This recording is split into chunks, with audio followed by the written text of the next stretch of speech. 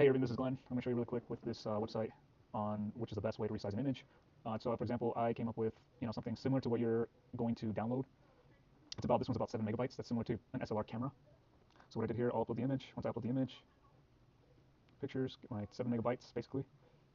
Once you upload it real quick, you'll get the gist. All right, once it's at 100%, it's actually pretty simple. All you got to do now is, if you want to crop the image, that's totally up to you. But if you're going to do that, I would stick with a fixed aspect ratio, just so everything stays constrained and consistent.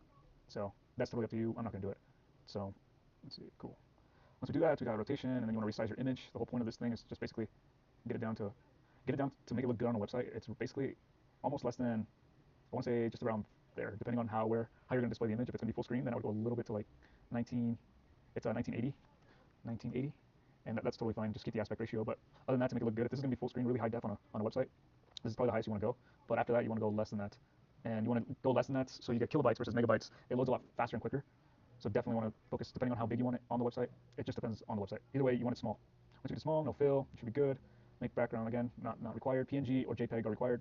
It doesn't really matter. Both are great. JPEG I just prefer. Best image quality, that works, and or best image quality or actually progressive compression. It just compresses the image, so it loads faster on the website. I'd go about 90, and then resize image, and you should be good. Once you resize image, does its magic, all that good stuff.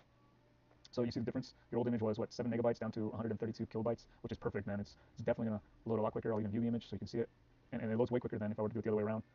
And all you gotta do is download the image, and you should be bueno. Cool.